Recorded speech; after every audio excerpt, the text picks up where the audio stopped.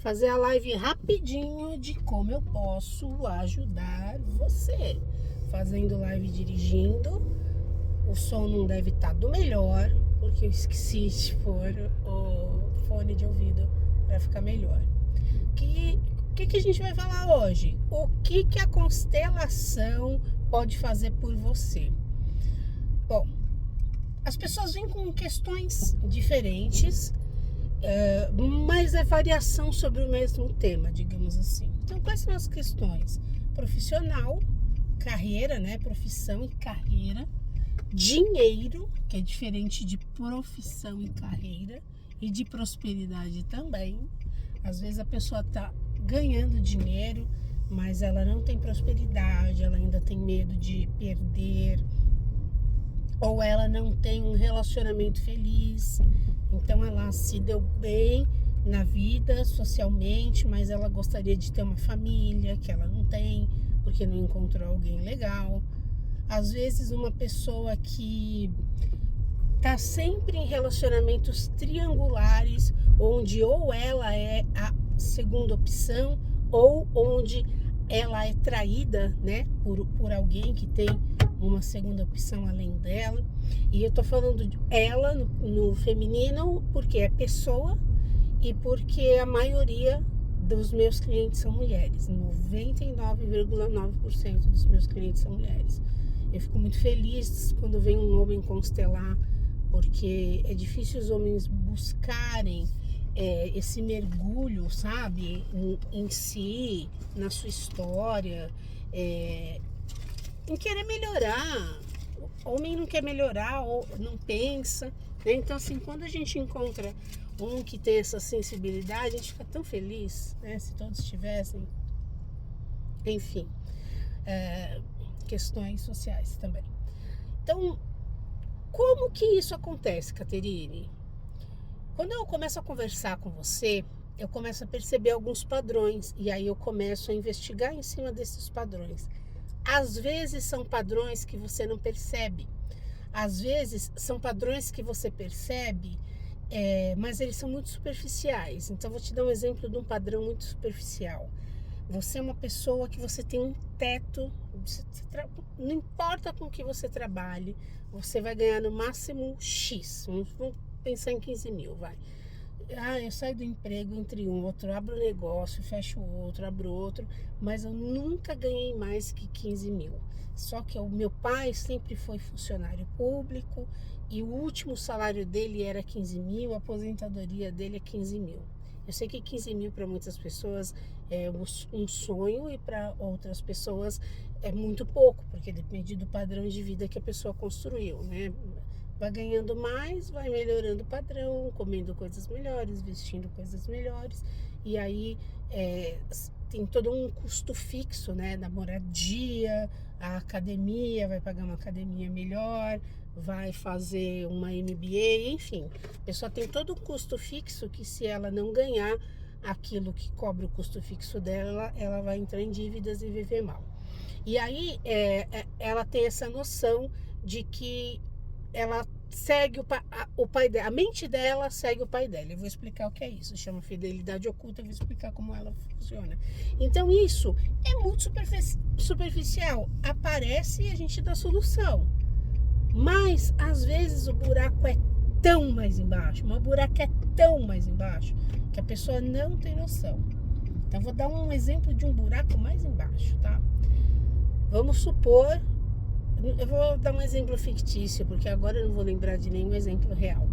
Mas é muito comum eu pegar esses links de fidelidade, eu já vou explicar o que é essa fidelidade, com tios que a pessoa nem nunca viu na vida, porque quando ela nasceu o tio já tinha morrido, ou o tio morreu bebê.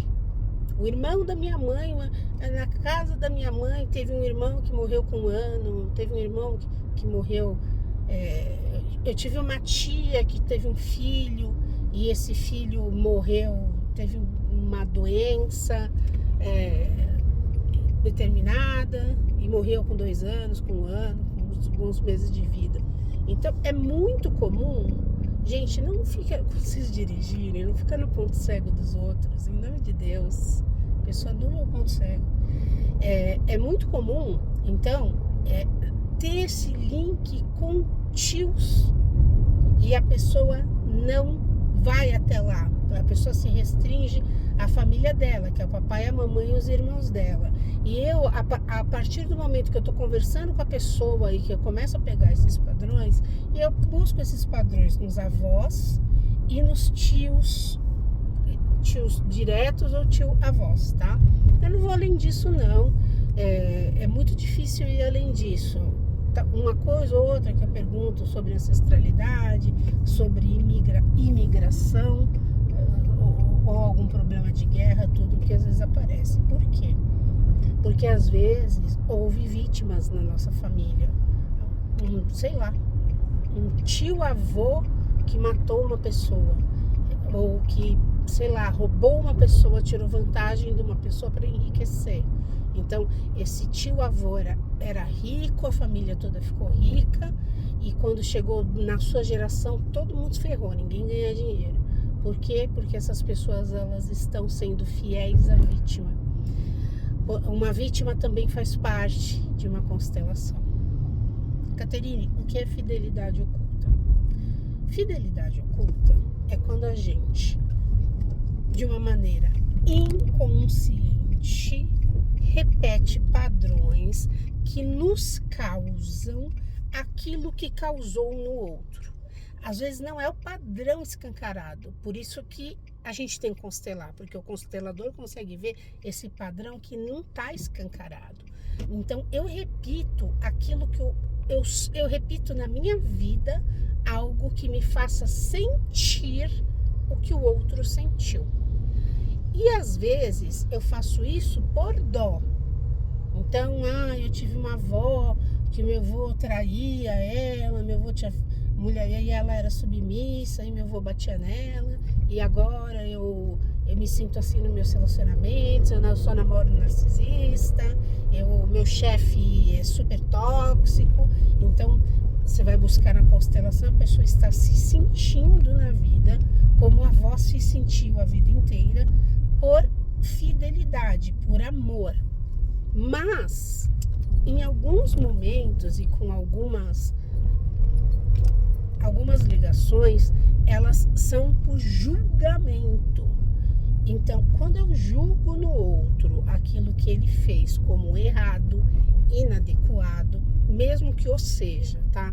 Mesmo que legalmente o seja, na Constituição lá, essa pessoa ela tem que pagar legalmente por aquilo que ela cometeu. Mesmo que tenha sido isso, quando eu julgo o que aconteceu, porque eu não conheço a história do outro, todo mundo é vítima de um sistema que veio antes, todo mundo é fruto de algo que veio antes. Quem você é hoje é consequência daquilo que você viveu desde que você nasceu e dos que vieram antes, inclusive geneticamente. Você sabe que pessoas com mais probabilidade de câncer tiveram ancestrais que tiveram câncer ou mais probabilidade de câncer. Pessoas que têm transtornos psiquiátricos, você vai olhar a ancestralidade dela, esquizofrenia, por exemplo, você vai olhar na árvore genealógica dela, você vai ver que tem histórias de transtornos mentais na família. Você pega pessoas com TEA, você vai olhar, existem na família pessoas com toque, pessoas com alguns transtornos que são mais leves, né, mas que são neurodivergentes. E aí, você imagina no sistêmico, que é uma coisa que a gente não é palpável, que é uma coisa tão subjetiva. No subjetivo é muito mais difícil da gente encontrar, porque ele não é palpável.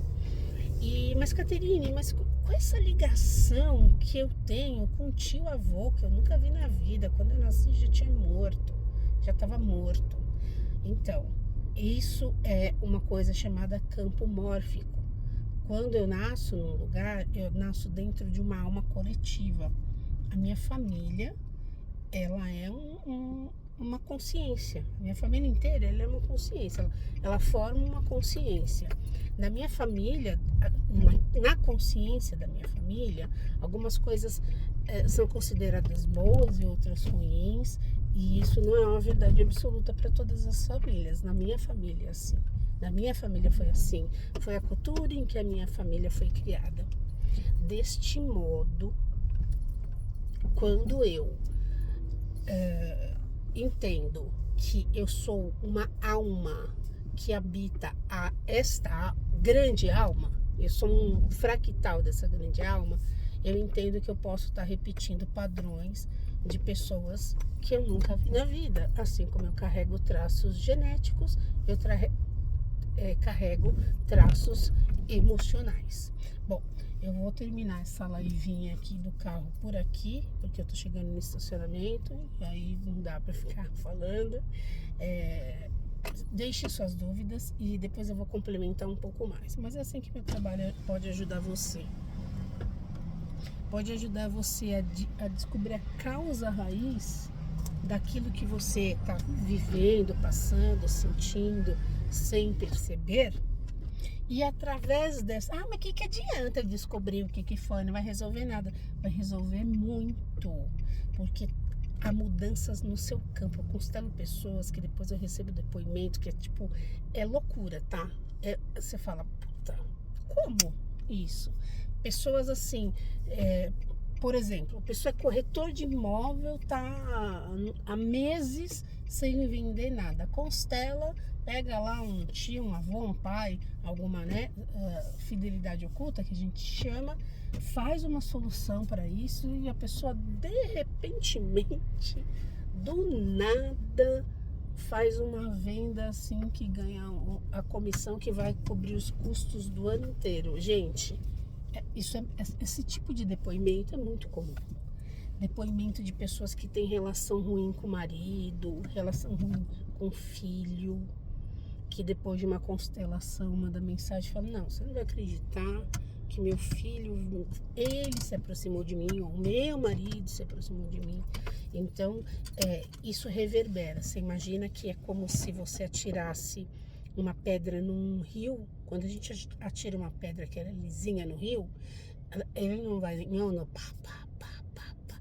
A constelação é isso, ela reverbera nos outros. Isso chama campo mórfico. Eu não vou entrar aqui em detalhe do que é campo mórfico, mas é uma consciência coletiva onde quando uma determinada pessoa faz um movimento, esse movimento ele tem um efeito dominó em todos os movimentos, independente se é no passado, no presente, no futuro, não importa. Essa mudança acontece. Depois de uma sessão de constelação, quem quer pode continuar em acompanhamento comigo. E aí é um acompanhamento terapêutico, baseado na consciência sistêmica, baseada nessas questões e baseada em outras ferramentas que eu tenho, que eu uso, né? Eu estudei psicodrama, eu sei o básico de psicanálise, porque a gente sai da faculdade com essa base de psicanálise, com a base da neurociência, do comportamental. Na época da minha faculdade não se falava em neurociência, tá? Neurociência se fala hoje, mas o Jung era, um neurocientista, o Freud era um neurocientista. Eles não foram classificados assim, mas eles eram. E hoje, com toda essa questão de psicologia baseada em evidências, a gente sabe de coisas que a gente não sabia 30 anos atrás, lá quando eu fiz faculdade, mas eu busco me atualizar. Enfim, o trabalho terapêutico é a fala, é o desabafo, é a conversa, e aí eu faço as intervenções de uma maneira muito direta, tá? Eu não uso aquela técnica do psicanalista que é de associação livre, onde o cliente fala, e aí ele tem insights através da fala. Eu acho essa abordagem ótima. Acho que no longo prazo é uma abordagem que traz uma maturidade absurda para uma pessoa. Eu estou nesse momento eu faço análise, mas eu já fiz outras abordagens, porque eu estudei outras abordagens. Eu fiz terapia durante 4 anos de comportamental, uns 3 anos de psicodrama, fiz terapia de regressão de vidas passadas durante 1 ano e meio, que foi o tempo que eu fiz o curso.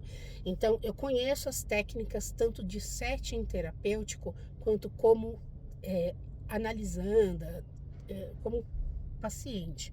E são essas técnicas que eu uso na consulta semanal. Eu gosto sempre que a pessoa entre na minha vida através de uma constelação. Por quê? Porque aí a gente já tem um panorama diagnóstico daquilo que vem travando a vida da pessoa, e a partir daí, nas sessões, a gente vai mexendo e falando e trabalhando. Então, por exemplo, numa sessão muito comum, um dos exemplos mais comuns que eu vou te dar. Numa sessão de constelação, a gente pega uma dinâmica de dependência emocional na cliente. Codependência ou dependência emocional, sem codependência, mas pode ser, tá? Não vou entrar também aqui no mérito da questão, que não é a razão desse vídeo. Essa codependência, eu não tenho como trabalhar numa constelação. Isso é um modus operandi. Isso é uma forma que a pessoa tem de viver. É assim que ela aprendeu a sobreviver ao meio. É assim que ela aprendeu a se relacionar. Ela é uma agradadora de pessoas. Ela se submete a coisas que uma pessoa que não é codependente se submeteria para ter o amor, a atenção, a aceitação do outro. Isso a gente não resolve nem em uma sessão e nem na vida inteira. É terapia para a vida inteira. Então, aí eu posso fazer um acompanhamento com essa pessoa usando técnicas voltadas para a codependência, porque eu também tenho curso de codependência pela visão sistêmica, mas também pela parte comportamental, onde mudanças semanais, diárias, pequenas mudanças são necessárias para que a pessoa comece a fazer movimento. Um exemplo meu, eu tenho um TDAH, então fiz terapia comportamental. Por quê? Porque eu preciso fazer mudanças necessárias que, se eu não fizer, não tem terapia nenhuma que vai me ajudar. Se eu não regular meu sono, se eu não regular minha alimentação, se eu não regular o que eu assisto, se eu não regular o tempo que eu passo no WhatsApp, o tempo que eu passo no Instagram, vai tudo por água abaixo a minha rotina. A análise não vai resolver isso para mim. Então, a parte comportamental foi trabalhada e agora eu faço análise. Por quê? Para entender o trauma, né? Mas você pode entender o seu trauma através do meu atendimento, porque a gente sempre vai voltar lá para a infância. Não tem como. A gente é hoje o que a gente aprendeu a ser na infância. E isso é de uma maneira neurológica mesmo, como a gente respondeu neurologicamente, os caminhos que os neurônios fizeram dentro do nosso cérebro através dos estímulos que a gente recebeu quando criança, tenham sido eles positivos ou negativos, através da nossa interpretação, da interpretação que a gente deu para eles, e tenham sido estímulos realmente traumáticos, brutais, tóxicos. E através então dessa conversa, desse bate-papo e esse ajuste fino, a gente consegue então fazer as mudanças e tomar consciência, trazer à tona coisas que a gente não conseguiria fazer só numa constelação. Um beijo da Catê e namastê.